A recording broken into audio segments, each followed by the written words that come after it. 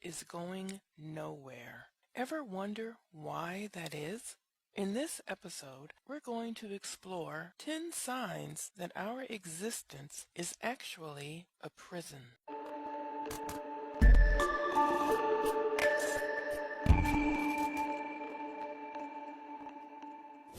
Number 1. Life sucks. The one thing you can count on is death and taxes. Death and taxes? Really? Is that it? And the old saying that when it comes to life, no one said it was going to be easy. Why not? I mean, why isn't it easy? Why isn't it the other way around? Why is there more pain and horror in the world than peace and tranquility? Why do we have to suffer all the frickin' time? We have to make sure to grab hold of the joys of life because it won't last. Many religious scholars and spiritualists would say that we are put here to learn something, that it is about the journey and not the destination. Once we complete our journey here, then we will have everlasting life in the great beyond where everything will be happy and joyous. Really? Why can't we have it now? Why does it seem the only people who have riches and a great life are actually criminals and horrible humans? They have taken from the poor and given to themselves. Why is it preached that the good people have to be humble and hungry? I don't know about you, but that sounds a little backwards. Number 2. Time moves in only one direction.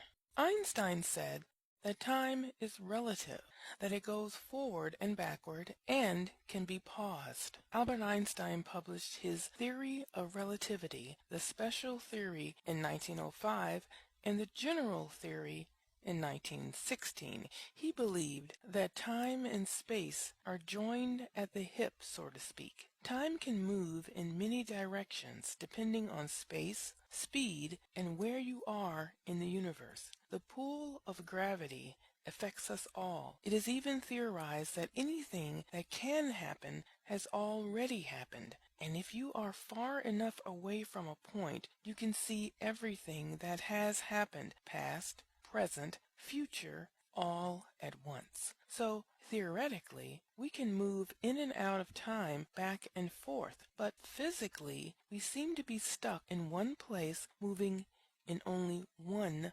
direction, forward. The key word here is trapped. Trapped like in a cage, spinning on a forever treadmill, headed only to our death. Number 3. Your body dies around you. Speaking of death, our bodies is the physical prison, and it rots and decays around us. You've heard of the saying that our eyes are the windows to the soul. The soul is encased by the body, and it can't get out. Your soul does not seem to age or even have a true boundary. The older we get, we feel the slowing of the body, but not our spirit. It stays alive and strong, yet the body limits us. It attracts disease. It can be broken. I have worked in hospice for a couple of decades. I have been near the dying. They seem to be at peace and relieved to be leaving this existence. They say their goodbyes, and many are ready to go. The end of a long life sentence. Yet for what crime, I wonder? Number 4. People seem to be inherently evil. Okay, yes, there are amazingly great people in the world who do great things, but they seem to be far in between. Most of us, the masses, are quite dark, and it's the darkness, despite our fever to reach for the light, is where we are most comfortable. Maybe it's that whole thing we can count on idea. The light, love, and joys are brief over a span of time, whereas we can see many moments of darkness and despair. There was a song sung by the late, great Billie Holiday called Good Morning, Heartache. you old gloomy sight. Good morning, heartache. Thought we said goodbye last night. I tossed and I turned until it seemed you had gone, but here you are with the dawn. It seems that in life we have to accept and come to grips with the pain of it all. It is how we grow, how we build character. It is more a part of who we are than we wish to believe. It is what this existence, this world, is really all about, what its true function is. Number 5. We're obsessed with mentally escaping. One of the things I love to do most is go to the movies, vegging out in front of the TV, watching people play video games, and since I'm a novelist, my most favorite thing is getting lost in a wonderful story about a world far, far away, so much so that I can create them in my mind very vividly. Wouldn't you say that is the best pastime of humans? This is why we pay so much to actors and sports stars. We make them millionaires, even billionaires. They give us the means to escape our most wretched existence. Pay them what they want, for it is the fuel to our soul. And not just watching, but participating in games, vacationing in exotic places, and now virtual reality, where we can not only be the observer, but to be truly immersed within our dreams, anything to escape the boundaries of reality, of our prison. Nightmares or not, aren't we the most alive when we dream?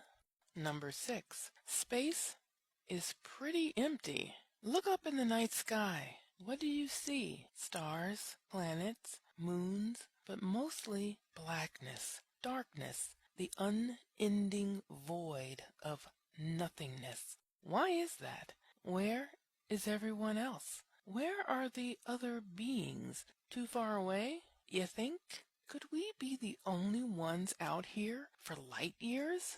If so, why? Isn't that odd, strange, and quite illogical?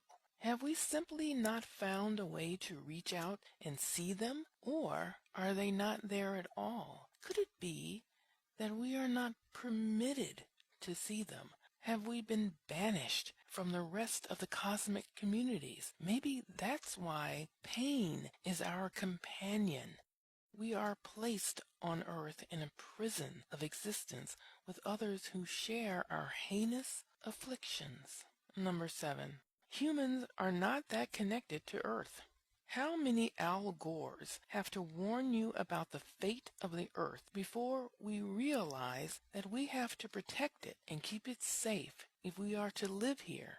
Maybe it is our instinct to destroy what is our cell, something deep within us that screams that we don't belong here. We don't seem to live well off the land. We take and take from it, pollute the air without a true care. Sure, there are some who respect nature and even consider it our mother or a deity, but most of us do not. It's just a place in which we dwell for the time being, just a holding cell, just a cell. Number 8.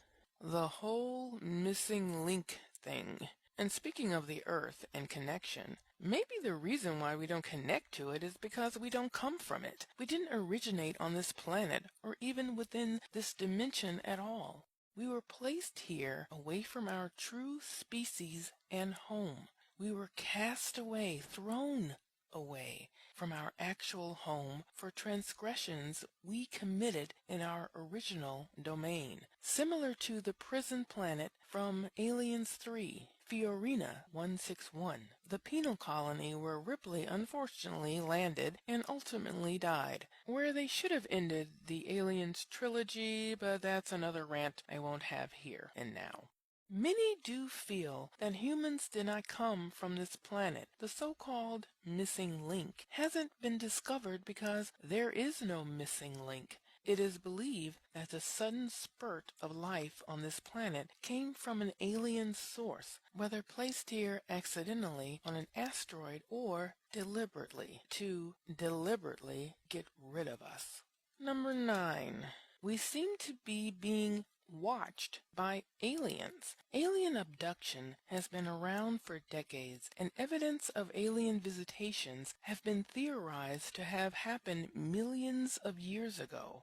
Why? What is so special about this planet that hasn't even reached warp drive? We haven't cracked the light-year travel code or the crossing dimension code, or even reached a status where we don't still bicker over something as stupid as the color of a person's skin tone. Why in the world would advanced aliens be interested in us unless they are watching us to make sure we are behaving as proper inmates?